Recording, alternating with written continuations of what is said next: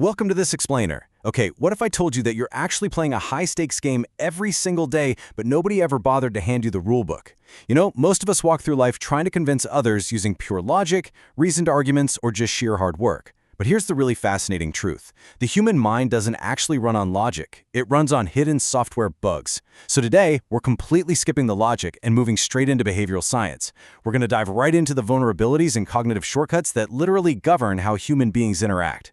So, are you playing a game without knowing the rules? Because relying purely on logic puts you at a massive disadvantage. In this explainer, we're breaking down 8 highly calculated psychological hacks. These are the exact same tools used by master negotiators, top-tier interrogators, and behavioral scientists to quietly bend reality. And look, these aren't your typical, generic, make sure you smile more or maintain eye contact kind of tips. No way. We're talking about the real, hidden mechanics of the human brain. Let's kick things off with Section 1, controlling the conversation, eliciting the truth through pressure and ego. All right, here's our very first trick. The weaponization of silence. Picture this. You ask someone a question, and they give you this vague, half answer, or maybe you even suspect they're flat out lying to you. Now, most people totally panic in this situation and instantly try to fill the silence. Don't do that. Instead, you just maintain steady eye contact and do absolutely nothing. You see, the human brain completely hates a vacuum. Silence creates this unbearable psychological pressure, and just to break that agonizing tension, the other person is going to start talking, over-explaining, and eventually they'll reveal the truth just to stop the discomfort. You're basically just stepping back and letting them defeat themselves. Well, that brings us nicely to trick number 2, which relies on a really fascinating internet-age psychological principle that I've found called Cunningham's law. So this law states that the best way to get the exact right answer is actually not to ask a question at all. It's to state the wrong answer. Why? Because human beings fundamentally do not want to be helpful, but they desperately, desperately want to be right. To really see this in action, imagine you're at a networking event and you ask a generic question like, "So, what do you do as a data analyst?" You'll probably just get a super lazy 2-word answer, right? Because explaining complex things takes mental effort. But if you use the wrong bait and say, "So, as a data analyst, you just copy and paste numbers into Excel all day, right?" Oh man, watch what happens. You instantly trigger their ego. Their brain literally cannot handle the fact that you are wrong, and they will go out of their way to deeply explain their entire complex workflow to you just to correct your mistake. It works like a charm. Moving right along to Section 2, de-escalating sudden chaos, hacking primitive evolutionary biology. Okay, trick 3, the snack hack. Now, honestly, this one sounds completely ridiculous at first, but stick with me. If you ever find yourself in a room where an argument is about to explode, or maybe someone is furiously angry with you, just eat something. Seriously. Grabbing a piece of gum, opening a bag of chips, or even just taking a slow, deliberate sip of water is incredibly powerful. The absolutely crucial point here is the evolutionary override that's happening just beneath the surface. You know, for thousands and thousands of years, the human brain has deeply associated eating with safety. I mean, we simply do not sit down to have a snack if a predator is actively chasing us. So when someone is furious and they see you calmly chewing, it sends this massively conflicting signal to their primitive subconscious. It's basically telling their brain, hey, there's no immediate physical threat here. Their subconscious aggression automatically de-escalates. It takes the fire right out of their rage before they can even process what's happening. All right, quick timeout. I need to give you a warning here. We are now entering the upper levels of psychological influence. If you thought those first 3 tricks were powerful, what's coming next is going to completely alter how you view your daily social interactions. In fact, trick number 5 is so dangerously effective that you absolutely have to learn it, if only to recognize when somebody else is using it against you. So let's keep going.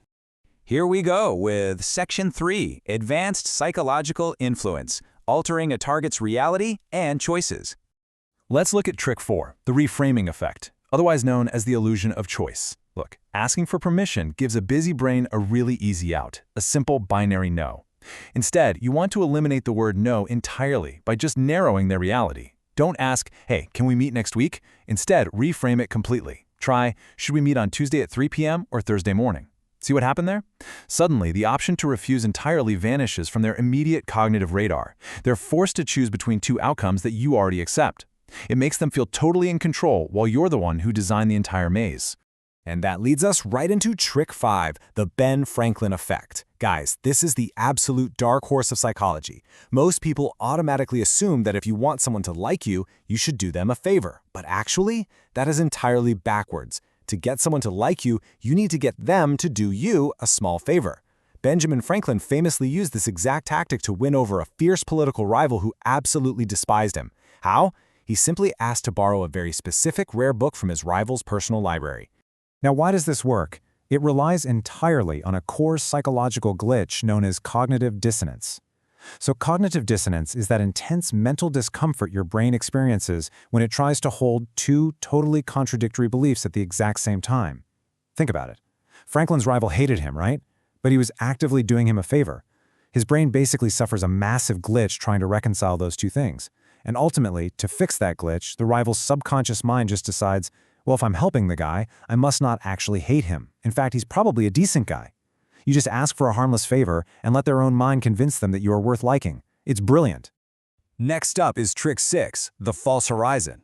Whenever you need someone to do a difficult task, their brain instantly builds up this wall of resistance.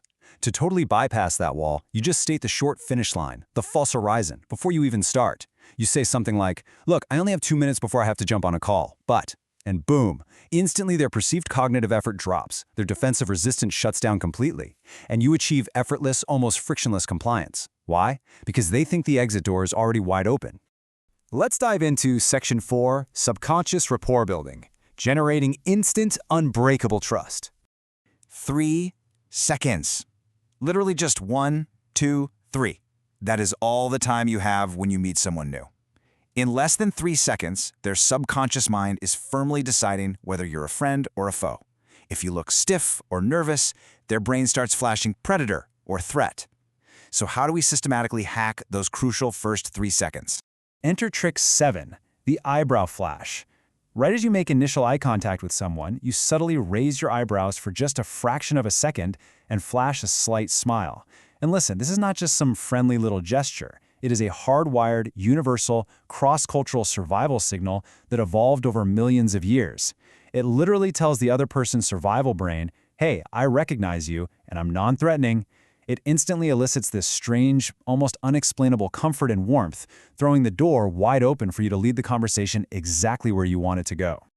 Finally, we have trick 8, the echo technique. Okay, let's say your conversation partner tells you, man, that project was incredibly exhilarating. If your goal is instant likability, do not try to impress them with your own stories. And whatever you do, don't just reply with a generic, oh yeah, sounds fun. No. Instead, you need to listen very closely for that specific key adjective. Then, a little later in the conversation, you naturally echo that exact, unique vocabulary right back to them. You say something like, I just love working on things that feel exhilarating.